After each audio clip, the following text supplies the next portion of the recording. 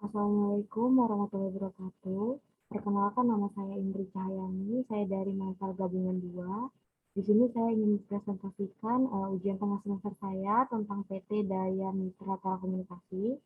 Di sini akan saya jelaskan pada pendahuluan, yaitu latar belakangnya. Pada perusahaan PT Daya Mitra Telekomunikasi ini itu biasa disebut Mitratel, salah satu badan usaha milik negara BUMN yang merupakan anak perusahaan PT Telkom Indonesia Persero Tbk yang bergerak di bidang penyediaan jasa infrastruktur telekomunikasi sebagai salah satu penyedia infrastruktur telekomunikasi berupa tower, IBS, mikrosel, dan lain-lain.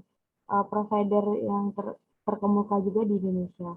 Pelaksanaan pembangunan tower dan infrastruktur melibatkan seluruh unit di Mitratel, baik di kantor pusat maupun di area dan regional, serta mitra kerja pelaksana. Mitratel mulai menapaki bisnis menara telekomunikasi sejak tahun 2008 sampai saat ini. Mitratel telah mengelola lebih dari 16.000 menara telekomunikasi yang tersebar di seluruh Indonesia. Semua operasional seluler Indonesia telah menjadi tenan dengan menempatkan perangkat BTS di menara Mitratel. Lalu pada profil umum perusahaan, PT Daya Mitra Telekomunikasi ini juga beroperasi di dalam dan di luar negeri yang sahamnya per 31 Desember 2019 dimiliki oleh PT Telekomunikasi Indonesia Tbk Persero sebesar 99,9%, sedangkan 0,1% dimiliki oleh Danang Baskoro Dwi Nugroho. Di akhir Desember 2019, Mitratel memiliki jumlah tower sebanyak 16.000 tower yang memposisikan Mitratel berada pada urutan keempat dari top 10 South Earth Asia Tower Co. Lalu pada visi dan visinya menjadi leader dan provider terbaik dalam penyediaan infrastruktur telekomunikasi di Asia Tenggara. Lalu pada misinya memberi layanan infrastruktur solusi dengan kualitas yang prima dan harga yang kompetitif, menciptakan value bagi stakeholder-nya. Lalu selanjutnya bab 2 yaitu analisis perusahaan. Saya lanjut saja ke tone matriksnya. Di sini ada lingkungan internal dan lingkungan eksternalnya. Pada Street merupakan anak perusahaan Telkom Group, lalu dapat lebih banyak membangun infrastruktur tower, menara, kemampuan untuk mendapatkan dan memperbarui sewa tanah, mendapatkan dana pembangunan yang sangat besar dalam segi saham, menggunakan reseller sebagai layanan penyewaan menara telekomunikasi yang menawarkan menara telekomunikasi milik pihak ketiga untuk disewakan. Lalu pada weakness, teknologi baru untuk meningkatkan efisiensi jaringan nirkabel dan potensi aktif sharing spektrum nirkabel dapat mengurangi kebutuhan layanan nirkabel menara telekomunikasi. Lalu Persero mengandalkan personil, manajemen kunci, dan ketidakmampuan Persero untuk merekrut, melatih, lalu mempertahankan dan memotivasi karyawan kunci dapat menimbulkan dampak merugikan. Lalu resiko terkait kelayakan kredit dan kekuatan keuangan para penyewa Persero. Lalu persaingan dan tekanan harga yang cukup ketat.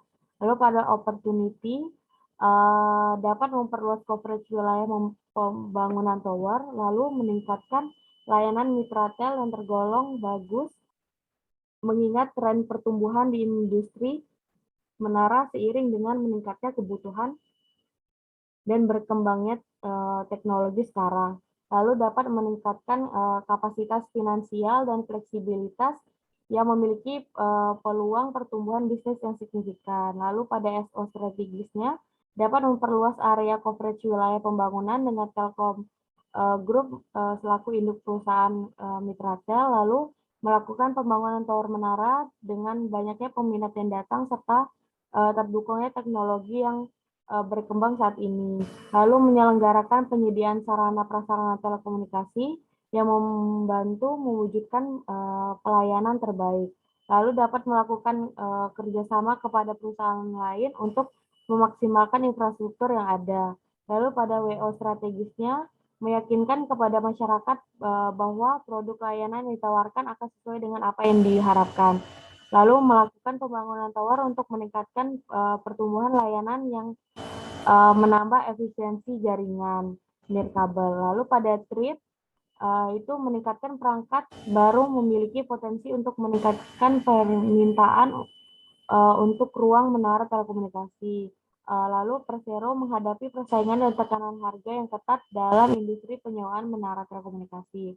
Lalu Persero mengalami kesulitan keuangan sebagai akibat dari kemerosotan ekonomi yang berkepanjangan atau faktor lainnya seperti material terhadap kegiatan usaha, kondisi keuangan, kinerja operasi, dan likuiditas Persero. Lalu pada ST strategisnya ada meningkatkan dan mengefisiensikan perancangan infrastruktur layanan, meningkatkan pendapatan saham untuk membangun tower telekomunikasi, lalu menggunakan sarana prasarana serta reseller untuk meningkatkan ekonomi serta faktor lainnya. Lalu pada WT strategis ada dapat meningkatkan infrastruktur yang akan menarik calon pelanggan, lalu dapat meningkatkan keamanan agar lebih dapat dipercaya, lalu dapat meningkatkan promosi yang lebih menarik dari layanan lainnya. Lalu pada bisnis model Canvas, di sini ada key partner, itu ada Telkom Group, bank, pemerintah, investor, dan perusahaan. Lalu pada key activity ada memperluas coverage wilayah, pemasaran, membangun